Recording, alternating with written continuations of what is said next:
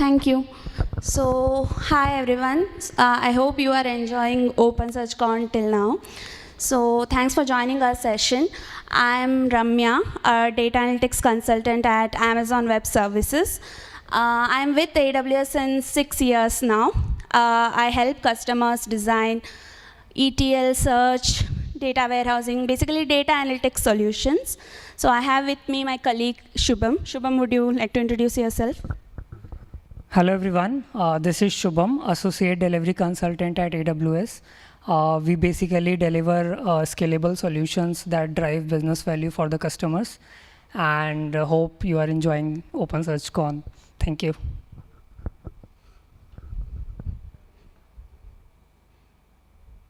Okay, so this is the agenda for today. So I'll start with the use case.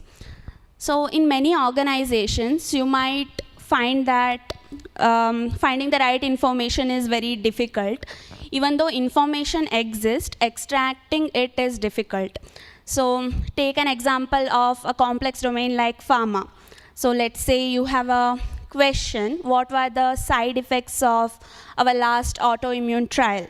So this kind of questions, right, a traditional tool cannot answer. Like it can give you too much or too little of the information. Then public AI models cannot really answer this because it does not have domain context or the internal knowledge access, right? So these are some of the things, and what happens is, usually like when you start with such questions, your time is like lost, information retrieval becomes difficult. So these are the use cases we are targeting. And I'll just list down the challenges. So first one being scattered and siloed information. So that I explained, right? Data lives in multiple systems, multiple formats as well. So you have in PDFs, emails, SharePoints. So extracting it becomes difficult. Then we have static and outdated knowledge. So public models and traditional tools are usually trained on fixed data set. So it cannot directly answer these questions. Then we have lack of domain context, that also we discussed, like even like powerful foundation models cannot really answer your domain context related questions. And finally, like hallucinations. So hallucination, I'm sure like if you are using AI models in your day-to-day productivity, you will notice that it will answer certain stuff with confidence, may not always be correct, right? So these are some of the challenges with enterprise search. And to solve this, there are many ways, right? Maybe one of the things would be fine-tuning the foundation model with your domain context. But fine-tuning, even though looks great in theory, is very time-consuming and costly as well. Like if you have tried to fine-tune a foundation model, you would notice it is very time-consuming task. And even after that, changes in the data set, it cannot actually answer well. So yeah, that is one of the ways to handle this, but it is not very effective. Second is like there is metadata-driven searches. So in this, there is a fixed structured way in which your search engine behaves to extract the data. But again, it is since very structured, it cannot predict or behave well with the new data. So those are the two things. So I would like to have a question with you guys, like other than that, do you see any other solutions for this kind of problems? Anyone wants to try? So that's actually in our session title, it's RAG. So yeah, so RAG is, how many of you have come across RAG? Okay, I see many hands. So that's great. So RAG is basically Retrieval-Augmented Generation. So it, for those of you who don't know about this, so it is like three simple steps. First is retrieval. So retrieval is like fetching the relevant documents from external knowledge sources or even data sources from your organization. So you are extracting the relevant documents, and this is called retrieval. Second is augmentation. So you have extracted the relevant documents. That's called context, basically. And context, you add to the user prompt. So if someone is, like if we go back to last question, what are the side effects of autoimmune trial, right? So that is the question. You have extracted relevant documents from your system, which supports the, gives evidence of the side effects. So that is the context. So you will add that to the question. This is the augmentation. And both of them together will go as an input to the model. And the last one is obviously generation. So model will generate the response based on like whatever you have provided. So this is like simple RAG. It has 3 steps. So just to tell what kind of RAG use cases are what use cases generally RAG is used for. First is like improved content quality. So basically, since you are giving the context, you are reducing the risk of hallucination. So content quality increases. Second is contextual chatbots and question and answering. So this is the use case we will showcase in our demo. So you can create chatbots with capability to answer real-time questions. Third is personalized search. So based on the user search history, you can recommend, like if you take an e-commerce platform, you can recommend stuffs based on the personalized user history. Last one being real-time data summarization. So for transactional data, you can just, like for example, if there are the database is maintaining incidents happening in the system, right? You can just ask RAG to summarize high severity incidents that has happened. So these are some of the use cases RAG is used for, and we are focusing on chatbots in the demo. Now let's go through the workflow. So how it works is you have a question. Question is sent to VectorDB, vector database, and vector database would give you relevant chunks, which is given to large language model, and large language model would answer. So now there are 2 important terminologies. One is VectorDB and the other one is large language model. So VectorDB is, again, I'm hoping like you guys might know about VectorDB. Like how many of you have used VectorDB? Okay. So how many of you have used OpenSearch as VectorDB? Okay. So for others, VectorDB is like is a database specialized for storing and retrieving vectors. What are vectors? So vectors are numerical representation of your raw data. So your data can be text, like documents, or it can have audio, video files, all of those things. But you can convert that to numerical representation to make it easier for semantic or contextual search.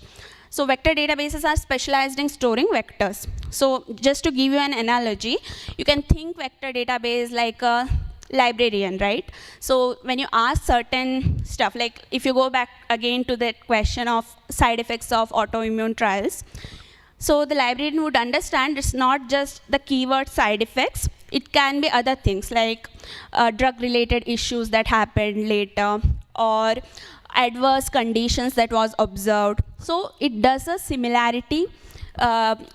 Basically, it understands the context. So that's what VectorDB is. And then there is large language model. So large language models, also known as LLMs, are basically deep learning models that are pre-trained on vast amount of data. So it is actually good with understanding the meaning of a sentence and relationship between words and stuff. So if I want to give an analogy, again, if you can think it like a helpful assistant, right? So the relevant documents or the books that librarian gave, you can ask your assistant to summarize, or you can ask it to answer certain questions based on that document. So that's what LLM is. So I hope this vector DB and LLM concepts are clear. Okay, so now coming to how RAG actually works. So there are two flows. One is the ingestion workflow. So you have a data source. Data source would have your documents. And documents, you are using embedding models to convert it to vectors. So that is stored in vector store. So while ingestion, you would have to convert once, right? And then in the generation flow, user, like let's say user is asking a question. So that question cannot directly go to vector DB, because now the vector DB is storing it as embeddings. So you can't just directly give the text as an input. Again, there also you will notice an embedding model that converts your questions to embedding. So in the ingestion side also you will have embedding model, and in the generation workflow side also you will have embedding model. So vector DB would give you context based on your question that is augmented to the prompt and then sent to LLM for generation. So, and then the generation model gives the response. So if you notice here, there are two different things, LLM for embeddings and LLM for generation. It is important to understand the differences. Like LLM for embedding would convert your documents to embedding, right? And for LLM for generation, based on your input, tries to give or create new stuff. Like in this case, it is answering the stuff. So yeah, those are the two different things. And now coming to DeepSeek. So as I said, LLM for embedding and LLM for generation. In our case, we have used LLM for generation as DeepSeek. So why did we go for DeepSeek? So again, how many of you know about DeepSeek? Yeah, that is a good number actually. So DeepSeek is an open source model. It is instruction tuned language model. Basically, it is very well trained to follow the structure of the prompt. So it is like, what makes it different is it is designed for complex reasoning and multi-step problem solving. So basically, for a complex domain like pharma, healthcare, right, DeepSeek performs really well on summarization tasks. Q&A is also something it performs really well on, and analytical tasks. And even in our demo, like when we were implementing this demo, we noticed that DeepSeek is giving higher accuracy compared to other generation models. So yeah, it is very good with summarization and Q&A tasks. Again, it has multilingual capabilities. So basically not just English, right? It supports many other languages as well, which makes it good for the use cases where you need multiple languages. Next part is it is flexible on deployment. So DeepSeek you can deploy on many platforms actually. We have given example of Amazon SageMaker. So we have implemented it on SageMaker, but it is not, it can be deployed on any other platform as well. And the last is since all of these capabilities it is ideal fit for RAG pipeline, because control, explainability, and even customization is great in DeepSeek. So this is what DeepSeek is, and that is why we have used for generation. Okay. So now the second part. So we talked about LLM for generation. Now the second part is vector DB. So we have used OpenSearch for vector DB again. So you all know it is very simple, scalable, and high performing vector storage as well as search capability OpenSearch has. Basically it has both in one, right? Like it has search as well as storage in one, which is great for a vector database.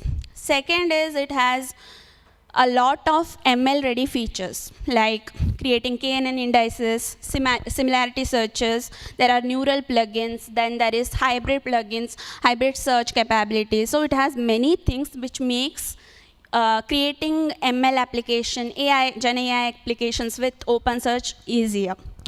Then there is integration with external models, so which we will talk in coming slides. So there is an integration which makes it easier for you to connect to any model. Like example we have given as OpenAI, Cohere. So you can use a feature and connect to those models. And also it is production ready, right? Like if you have used OpenSearch, you will know it's not just the engine. It also comes up with like dashboards, for example. Dashboards has observability, security plugins. So it is good for, production as well, where not just the database, you also get other features, makes it easier for, user, end user basically. So yeah, that is why we have used OpenSearch as vector DB. Just highlighting the OpenSearch use cases, right? 3 use cases we have highlighted for vector database: text analytics, ML-driven search, and ML-driven analytics. Text analytics, again, it is the basic OpenSearch capability. I'm sure most of you might have used.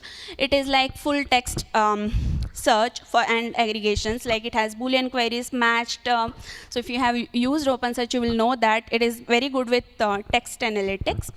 Then third one is ML-driven analytics. So anomaly detection is a very popular use case for like security incident management systems. OpenSearch have been always a go-to choice for SIEM solutions, where you have to detect the anomaly, like basically the point which is going outside the normal range, fraud detection, model-driven interface, etc. And the second one being ML-driven search. ML-driven search is what we will be focusing in the today's demo, because it is a ML-driven search is basically generate and store vector embeddings, semantic search, hybrid search. So this is the use case of OpenSearch that we will showcase in demo. Okay, so this is one of the interesting part of OpenSearch called ML connectors. It's a feature that allows you to connect to external models. So that has made this whole thing easier to connect to DeepSeek. So I'll just showcase how a normal application flow looks like for AI/ML application. So you have documents on the left-hand side. You can consider it as a raw data, right? Then usually you will have an application which would see this document. You cannot directly send it to OpenSearch vector database because it is expecting vectors. So what you would do is you will call via APIs an external model, send the documents, get the embeddings, and then store it. Same way on the querying side as well, you cannot directly send the query for vector search or semantic search. You need to send the query to LLM, and then from LLM you will get the embeddings, and then send the embeddings as query as embeddings to OpenSearch, and then you get the response. So as you can see here, there is too much to and fro from application to LLM. So this is what connectors makes it easy. So connectors, as you can see, has taken out whole you reaching out to LLM part. So connectors, what it does is it directly connects to LLM and gets the embedding. So just to like reiterate, you have the documents on the left-hand side. Now, instead of sending embeddings, you are sending the documents itself. OpenSearch will connect to the LLM, get the embedding, and store it as embedding in OpenSearch. Same way, user would send just the query in normal format. Like if you're asking that question, what are the side effects of autoimmune trial, you will just send as is, you won't convert it. OpenSearch again would connect to the LLM you have specified. That also, like, it's not that it will choose anything. You will have an customization to specify the LLM and get the embeddings and respond the user. So just to highlight connectors features. So connectors facilitate access to third-party machine learning models that we already made the point. So what platforms it supports?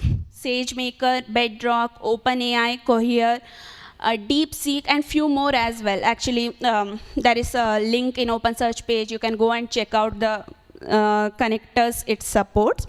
So there is a vast variety of platform it supports. That is great. So I mean, not just the regular or popular ones. You can go for other models as well. Third one is there are connectors blueprints. So this is again, we have made, like OpenSearch has made it developer friendly. There are already connector blueprints to define API parameters or model connectors. So basically, like in our example, we are using SageMaker connector because we have deployed DeepSeek on SageMaker. So Shubham would be showing that in the demo. So the blueprint exists for SageMaker. You can, on top of that, actually customize it as well. So there are pre-processing, post-processing functions where you can customize and other parameters as well. So basically, all in all, connectors makes it very easy for the developer to connect to the third-party ML models from the OpenSearch, right? So before I hand it over to Shubham, I'll just explain the high-level architecture of our demo. So basically, user is provided with the front end. There is API gateway and Lambda we have implemented, and OpenSearch, it forwards the query to OpenSearch. There is a Lambda down, which you can notice. So that Lambda actually is the one which sets up the connector and registers the model. So it is one-time thing. No need for you to, run it regularly. Just a one-time thing for your model. So for embedding models, we have one connector, and generation model, we have a different connector. Then again, DeepSeek, what you see on top is used for generation. It is hosted on SageMaker. And we have chosen embedding model to be hosted on SageMaker as well. Just to make a point that embedding model is not DeepSeek. Embedding model is a lightweight model we have chosen. For generation only, we are using DeepSeek.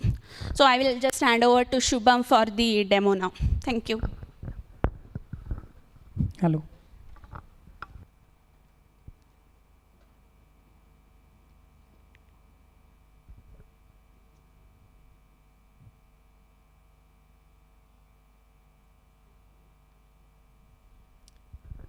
Hello.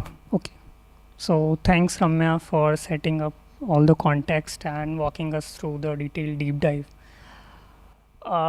So whatever we have seen so far, now we have a end-to-end implemented demo. So here we have a chatbot, which is powered by DeepSeek and using OpenSearch as RAG. So we have a question answer, a chatbot.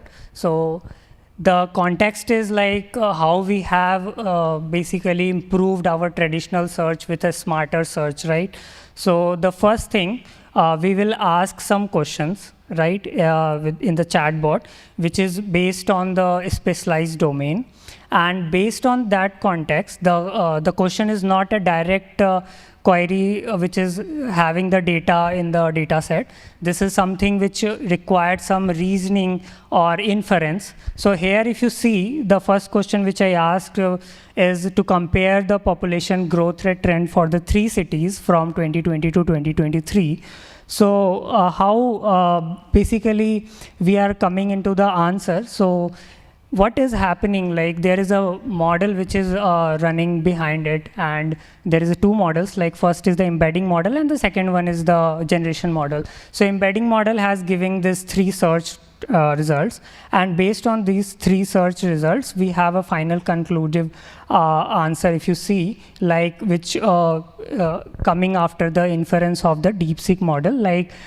Bangalore has the highest growth rate starting at 3.31%, and Hyderabad and Delhi. And finally, we have a conclusion that every city has a consistent decline in its annual growth. So it is something like a smarter answer, which is coming from your data set after the reasoning, right? So similarly, let's ask some more typical question, suppose if the current growth trends continue, which city will overtake Mumbai in population next, and estimate the year, right? So if you see the answer here, right? So after querying, it is having like the comparing it, the current population, what is the growth rate, right? And what is the Mumbai's current population. Now it is setting up the reasoning, like how it is comparing, what is the process it is following for like estimating the year, right? And we come up with the final answer, like Mumbai will, how the Bangalore will overtake Mumbai at the year 2037, and Hyderabad will surpass as 2047, right? So these capabilities we have entered when we have integrated DeepSeek model into it, right? Now we will now see how we achieved it. So let's go to the first thing. Like we have deployed our DeepSeek model into SageMaker, right? Here you can see the model ID as a DeepSeek, and the task which we have used is a question answering, right? And then we have a similar endpoint which is also created in the SageMaker for this DeepSeek model.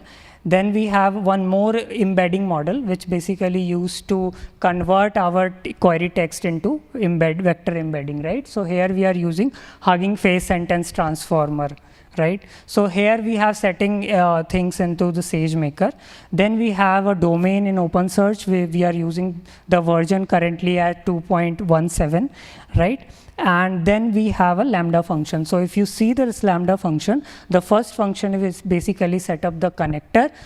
We have to, this next one is to get the SageMaker endpoint. Then we can customize our pre-process function and post-process function. Then we have we can set the payload also, the parameter, if you can see, which is highlighted in the connector creation, that is temperature we can set, the tokens we can set based on our scalability purpose, right? After this successful deployment of the Lambda function, when it is getting executed, you will come up with the connector ID and model ID, right?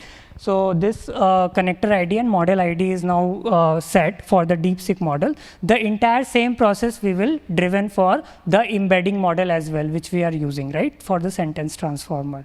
So after both the models and connectors is deployed, if you go to the OpenSearch portal, then you can see the both models are deployed, and you can the first one is SageMaker connector for embedding, and the second one is for the DeepSeek model, right? Then when we have this all set up, now we come up into the dev tools and let's query from the starting. So the index which we are using, we already saw in the initial time, that is a DeepSeek model. So population data we have set as a domain.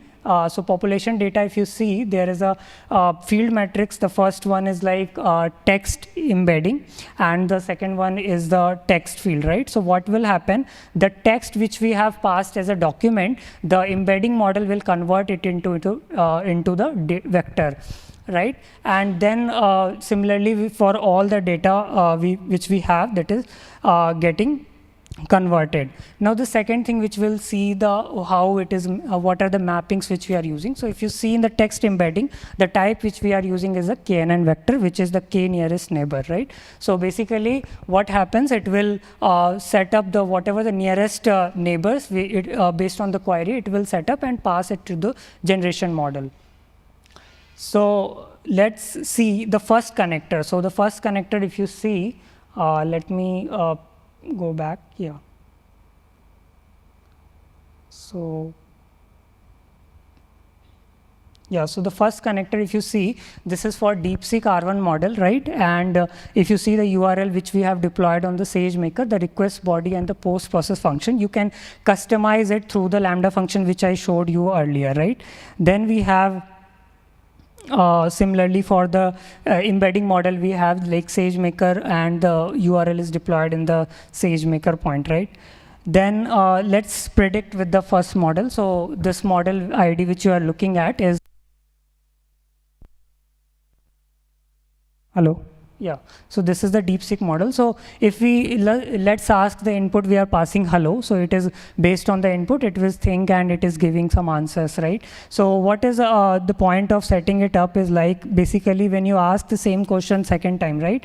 Then it will basically not giving the exact same answer. So basically the model is giving the dynamic answers based on the same query. Like if we pass the good morning sir the first time, it is giving some different answer. When I query it again, the same question, question, then it is giving the second answer. So it is basically setting up the giving the dynamic answer.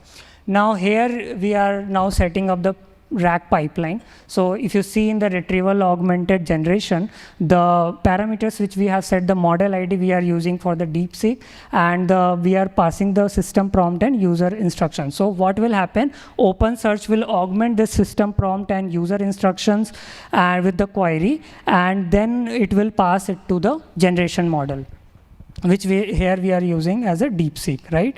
So once this RAG pipeline is set, then we are now coming to the last part, which we are having the query. So in the query, if you see the first question which we are asking, right? The model ID here it is showing is the embedding model ID. The K value means the KNN vector, right? The K value is 5. It means that it will check the 5 nearest neighbors, and then based on that, it will give the top 2 results, because we set up the size at 2, and it will the top 2 results will send it to the generation model, and then generation model will basically query that, right? If you see in the result, right, after it is setting up the solution, it is finally giving the final answer after the thinking, right, which we have showed in the chatbot, right? Similarly, we have asked the second question, and it is giving the answer. So this is setting up the end-to-end demo for our solution of the one of the use case. So after discussing the demo, let's talk about how we can scale it for our real use case, right?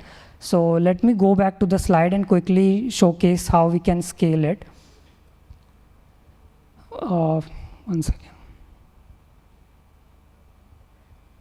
Yeah. Okay.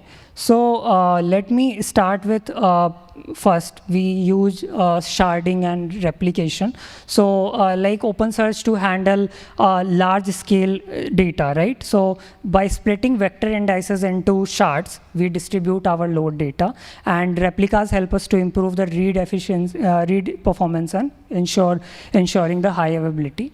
The second part is the caching. So to reduce basically unnecessary load and implement the same query execution, we have the query caching, which using Redis or similar caching process, which is speeding up the responses, right?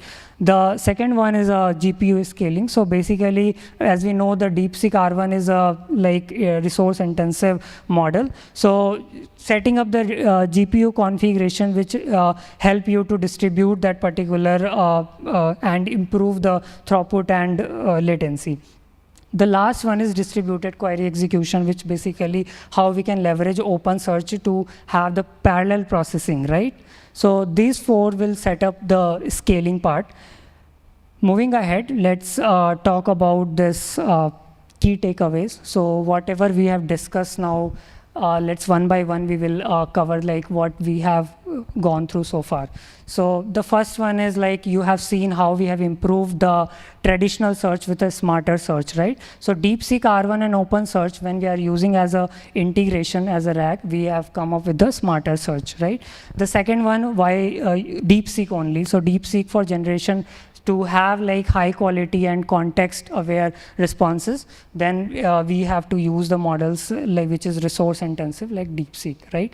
The second is let's talk about how we are having the we can set the retrieval part, right? So on the retrieval side, we already know that OpenSearch stands out because it also integrates smoothly as a complete package. It handles structured as well as unstructured data.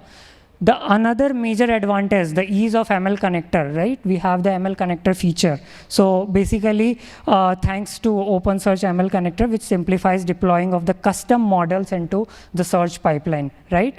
And now, as we are talking about scaling, so it becomes very important to monitor and minimize hallucinations, right? So on that, we have to put some document chunking strategies, or means basically these factors together ensure that high accuracy when we are looking at and having a significant better user experience, right? So this will completed the key takeaways. So please scan this QR to provide some feedback for us, and then we will open for Q&A.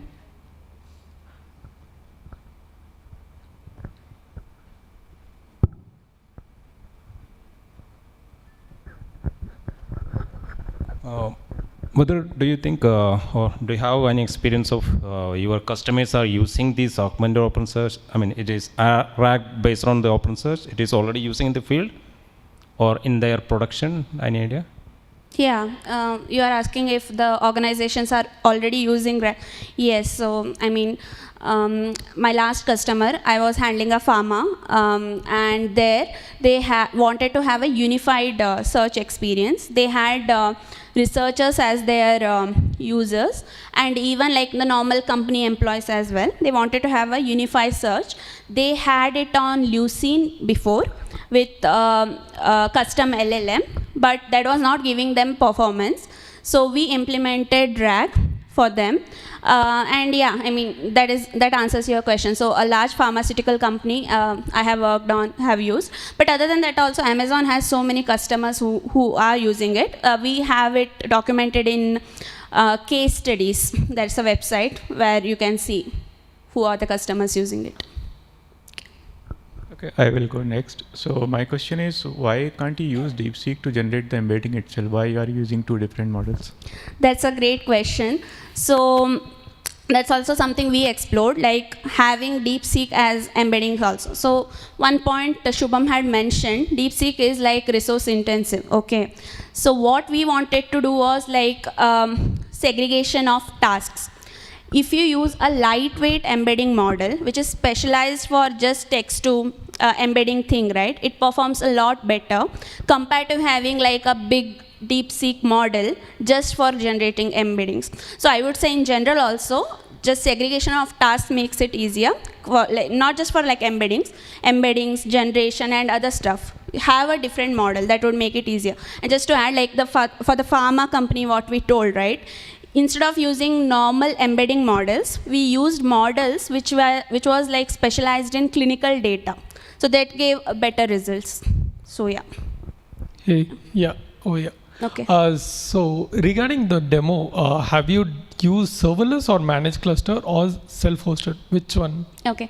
So we have implemented it on managed clusters only, but serverless also supports this. Managed and serverless is of, I mean, it's same, like serverless also supports connectors, and self-hosted also has connectors. So all of them have, but we have done on managed cluster. Okay, and like if we need to do a metadata-based filtering and with the RAG, not only the semantic search which you showed up, is there any a blueprint or something which is available? Sorry, metadata-based? Metadata-based filtering. The RAG is basically doing a semantic search on the text embeddings, right? Mm-hmm. What if I want to filter on the metadata first? Like I want to filter on the country as India, place as Bangalore, and then do a similarity search on the text embeddings.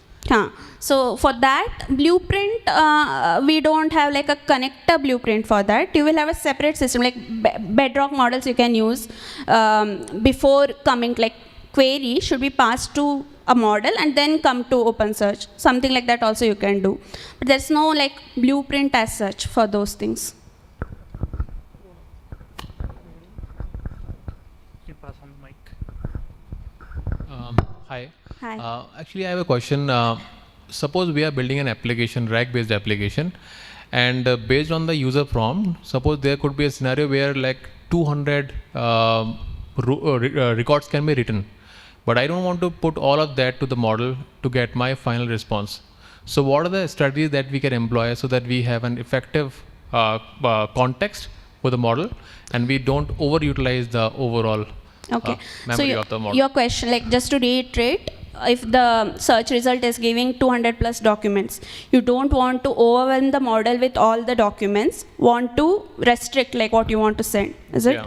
Yeah, that's a good question. And that's what Shubham had explained as well, like there is KNN search, right? So in KNN search, you are giving how many neighbors you should consider for giving results. That is different. Then there is a size parameter. So if I talk about OpenSearch, it supports that. Like you can just say how many documents you want to send. In our demo, we only used to send like 4 or 2 documents to the LLM, even though the question returned more than like 200, 300 documents. We selected 4 documents. That also top 4. So based on the relevancy score, top 4 documents were sent to LM. So yeah, you can do that. Like you can customize based on like size parameter in OpenSearch, and even if like there are other search engines you are using, that parameter would be present, which you can. But how can we optimize it further if I want to have it dynamic? For example, if I just keep it static for like 4 records, top 4 records, in some of the use cases, it may not result in accurate results. Right. So in that case, how can we make it even more dynamic so that depending on the user context, the variable can switch from maybe 4 to 10? That you can take care in application part. So instead of setting size equal to 2, set size as n. Okay, size as n. So you first, like if I list down the steps, first you would set up the RAG pipeline, search pipeline. There you will take k as n. N is something which your application will pass, and that logic you need to come up with. Okay, at what point, okay, maybe if the question is regarding, let's say this drug, I can only consider like 4 documents maybe. If it is about something like this, then pass n as 8, something like that. Application logic you would have to come up with. Yeah, but actually that is the problem statement, because we don't know, I get it. right? You don't know, like you want it to be more dynamic. But what I'm saying is, in our implementation, that is not possible. Like you can't just say, because the search pipeline expects a n value, okay, that you can change based on the like the code you are passing. But on the OpenSearch itself, you can't do that. So Okay. yeah, maybe that you can consider as a limitation also. All right, thank you. Yeah. We are on time, but we can take one question. And by the way, please give the feedback. Maybe you can keep that. Yeah, just give us the feedback so that we know how it went. Hi. So you mentioned about connecting with external models like OpenAI, Cohere. Are there any inbuilt out-of-the-box ML models with OpenSearch? Inbuilt. You mean with OpenSearch? Is OpenSearch providing certain models you're asking? Yeah, that way I can skip the external jump, right? No, The hop. OpenSearch doesn't have any model by itself. There is ML plugins where you can, include the models. Like there is ML plugins where you can install the models, but that's not something OpenSearch has developed. Okay. You can use ML plugins to have it internally instead of external hosted this thing. Okay. Models. Thank you. Thank you, folks. Okay. We'll take a break for 30 minutes. We'll start at 3:45 next session. Okay, You can thank you connect so with much. Ramya and Shubham offline as well. Thank you. Thank you, everyone.